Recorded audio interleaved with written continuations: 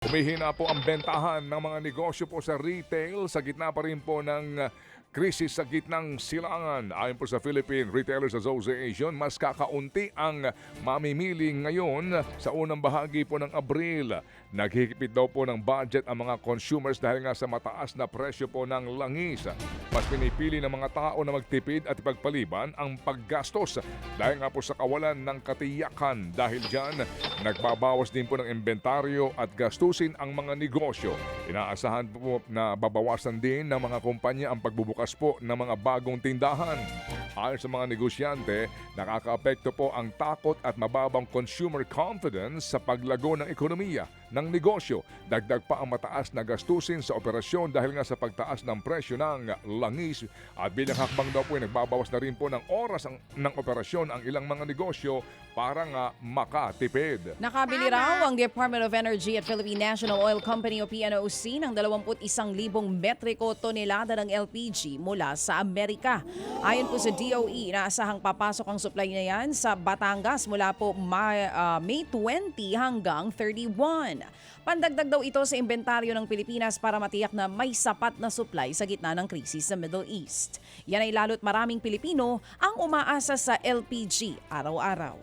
Niliwanag po naman ng Meralco na mandato ng pamahalaan ang pass-through charges sa bill ng kanila pong mga customer. Kasama rito ang mga singil para nga sa lifeline rate, senior citizen discount, feed-in tariff allowance at green energy auction allowance. Naglabas po ng pahayag ang Meralco nang ireklamo online ng isang netizen ang anyay patong sa kanilang bill. Diliwanag din po nga ng Meralco na hindi lamang sila kundi lahat ng electric utilities ang naniningil po ng mga ito sa mga customer.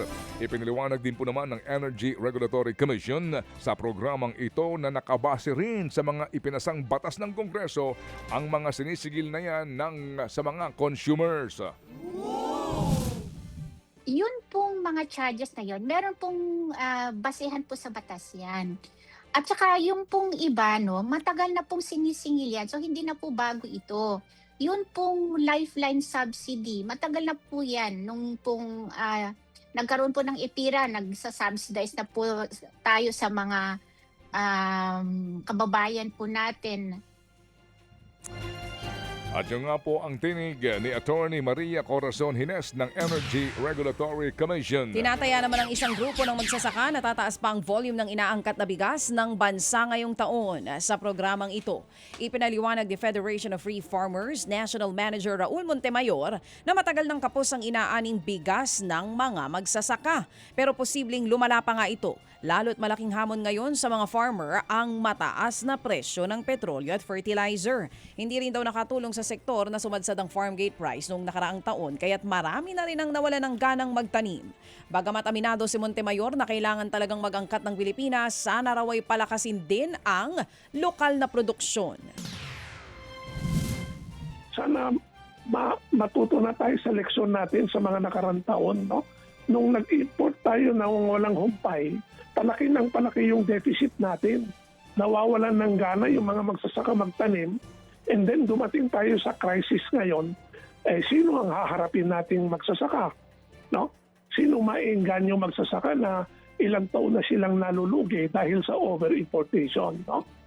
Yan nga po ang tinig ni Raul Montemayor, ang National Manager ng Federation of Free Farmers. At muli po naman nagprotesta ang mga manggagawa ng Kowloon House sa West Avenue dahil po sa biglaang tigil operasyon at tanggalan ng mga manggagawa. Ayon sa mga manggagawa, inabisuhan sila tungkol sa pagsasarado noong pong Abril 22.